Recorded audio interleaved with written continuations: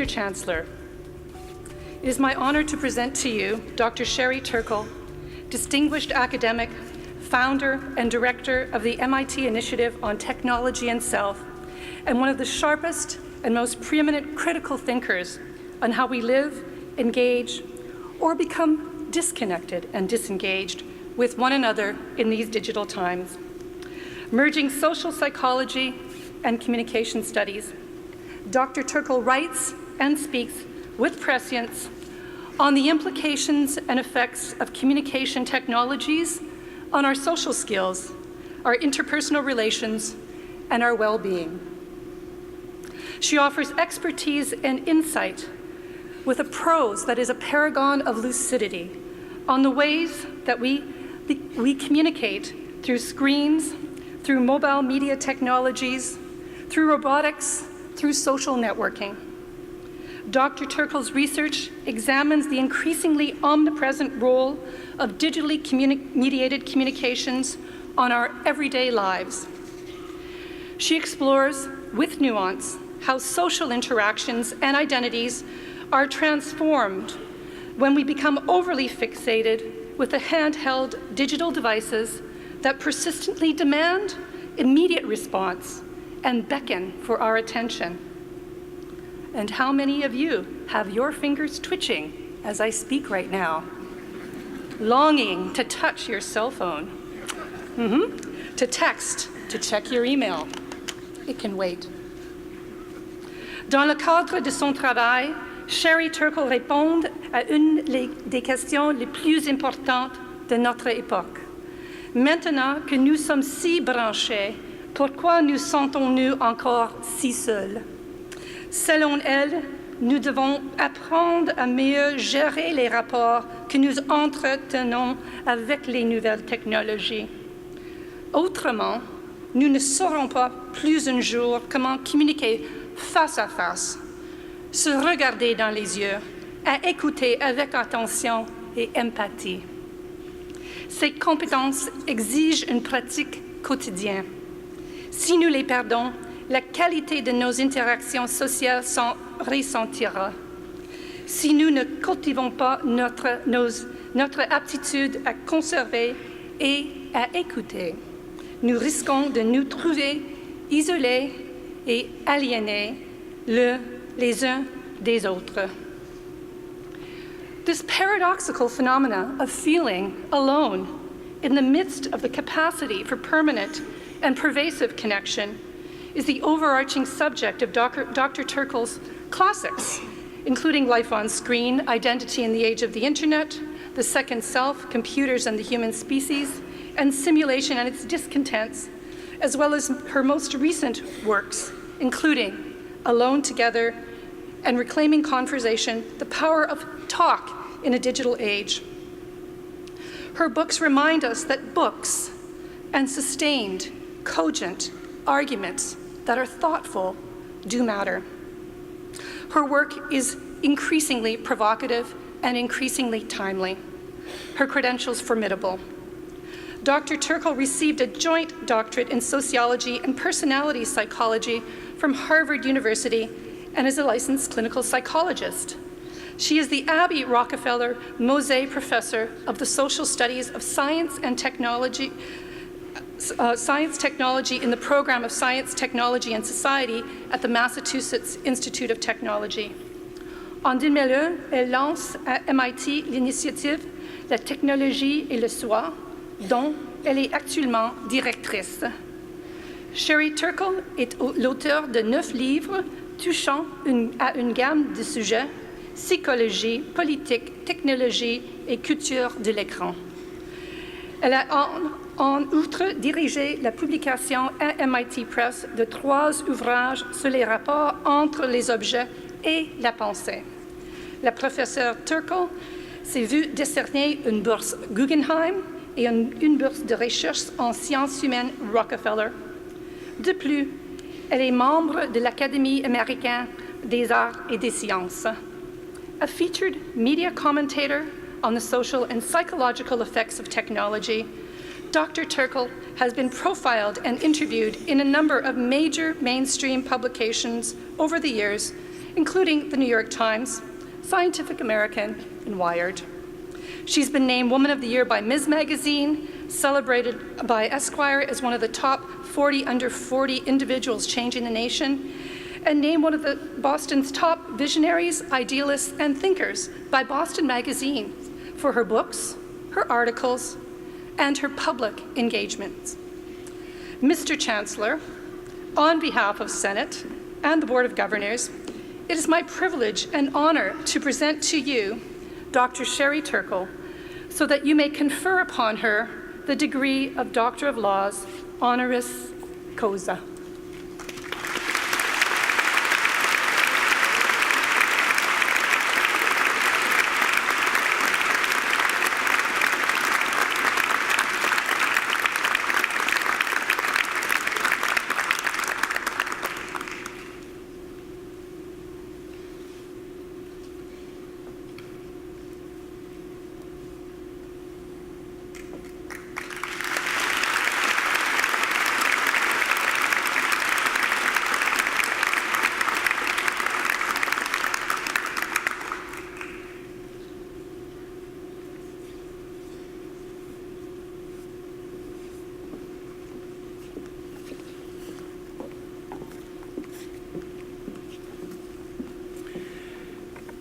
Ladies and gentlemen, I'd like to ask Dr. Sherry Turkle to address the audience.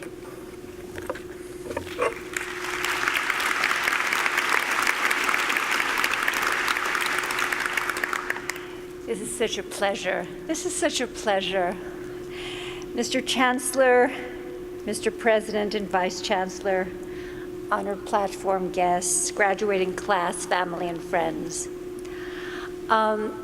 Most of you who are here today sharing this really wonderful, wonderful day are using your phones to take pictures of the day, of each other, and to share all of those images with friends and family who can't be here, but who might be in other parts of the country, perhaps even in other parts of the world. And of course, that's wonderful. I mean, that's a marvel. That's a marvel. But I'd like to talk just very briefly about a way in which having this marvel so available to us, so ready at hand, has gotten us, all of us, into a little bit of trouble. Our phones make us 4 promises, as though gifts from a benevolent genie. And for each of these promises, like all of those gifts in fairy stories from benevolent genies, there's always a problem. There's always a problem when those genies promise those promises. So in this case, what are those promises and what are the problems? Well, first, our phones promise that we will never have to be alone.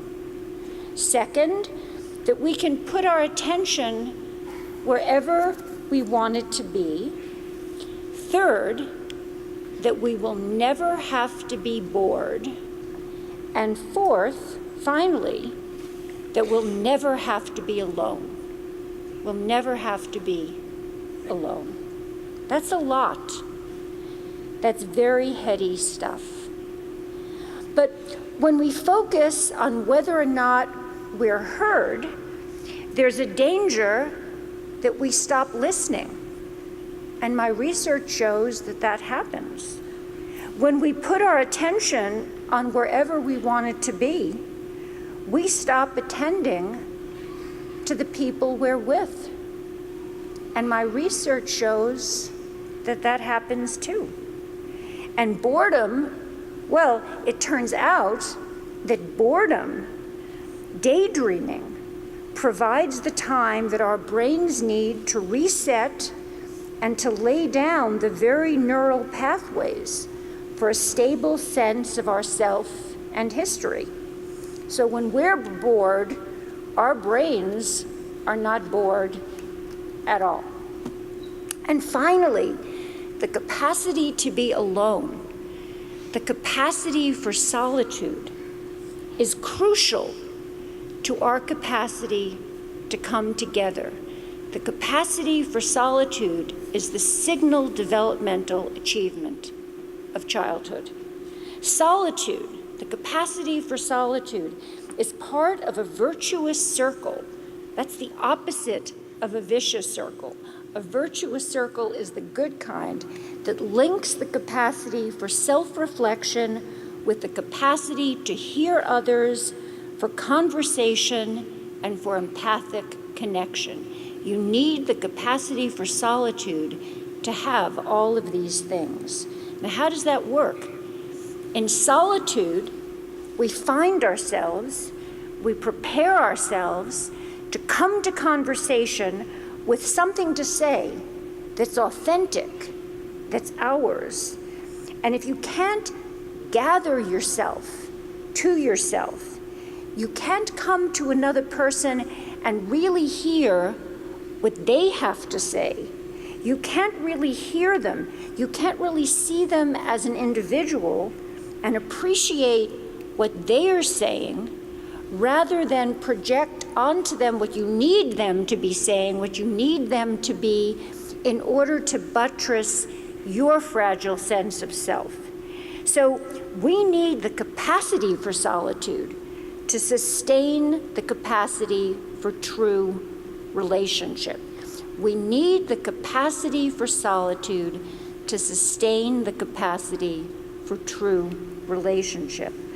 The psychoanalytic tradition, which is my tradition, has put this so beautifully. If we don't teach our children to be alone, they'll only know how to be lonely. If we don't teach our children to be alone, they'll only know how to be lonely. And our phones, as you can imagine, disrupt this, not because they were designed to, but because they're constantly interrupting our very capacity, our very need to have solitude. And thus, the virtuous circle, to get back to that, in conversation with other people, both in private and in the public sphere, we learn to have conversations with ourselves. That self-reflection, that's the cornerstone for development, but that continues throughout life. That's the virtuous circle. And as I said, most recently, that virtuous circle has been disrupted, and technology has played its part. First, technology is complicit in disrupting our solitude. Recent research has shown that people are uncomfortable if left alone without a device for as little as 6 minutes. One experiment begins with asking a group of college students, how would you feel about being left alone for about 15 minutes without a book and without a phone and just sitting quietly by yourself? And college students will say, sure, fine. Are you going to pay me? Yeah, okay, I'll do that. You sit them down as promised, and then you say, do you think in that time you would want to give yourself an electroshock? And they say, no, I would not. It's like, that Dr. Seuss green eggs and ham. No, I would not want green eggs and ham. No, I would not want to give myself an electroshock. You say, fine. So you sit them down without a book, without a device, in a chair, but with a handy electroshock machine right next to the chair. And sure enough, after 6 minutes, they will begin to give themselves shocks rather than sit quietly just with their thoughts. So, our devices allow us to flee solitude, and they enable us to flee the kind of conversation that is open-ended and spontaneous, conversation in which we play with ideas, conversation in which we allow ourselves to be fully present and vulnerable. It's not as though the world has gone silent, but there's a certain kind of back and forth conversation that's hard to maintain if you're also looking at your phone. My students tell me they would rather correspond by email than come to office hours. And I ask them why. And they tell me, what's wrong with conversation?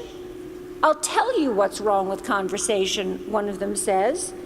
Conversation, I'll tell you what's wrong with conversation. It takes place in real time, he says, and you can't control what you're going to say.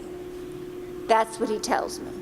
Conversation, I'll tell you what's wrong with conversation. It takes place in real time, and you can't control what you're going to say, comparing it to the way in which he's able to compose his thoughts when he's at a screen. But it's those face-to-face conversations where we're not composing our thoughts, where we're not editing, where we don't get things exactly right, where we're vulnerable, where we let someone watch how we think. These are the conversations where intimacy and creativity thrive, and where empathy flourishes. And indeed, we have allowed technology to become implicated in an assault on empathy.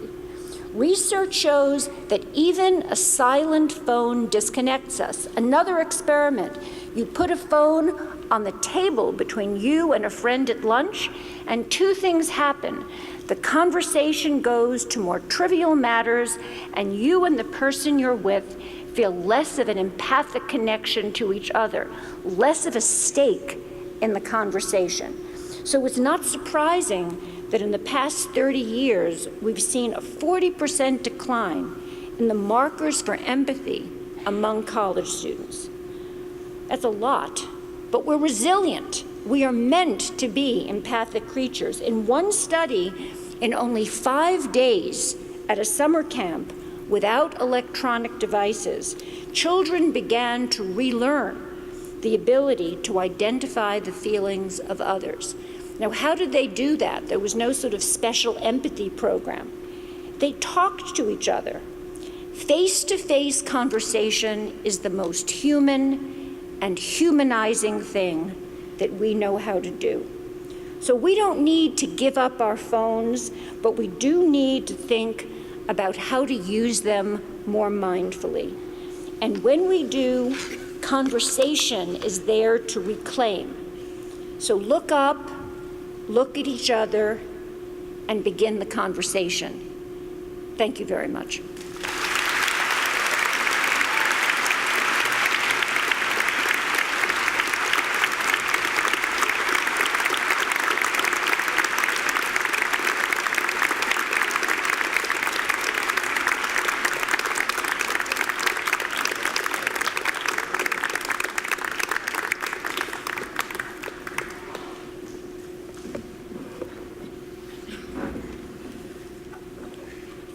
Dr. Turkle, what you've said today obviously can be very shocking. I think we need to listen to what you have said very carefully, because our phones and technology definitely has disrupted our lives and our spontaneity. So I thank you for your comments. It's a lot to think about, and I think we should all take it to heart.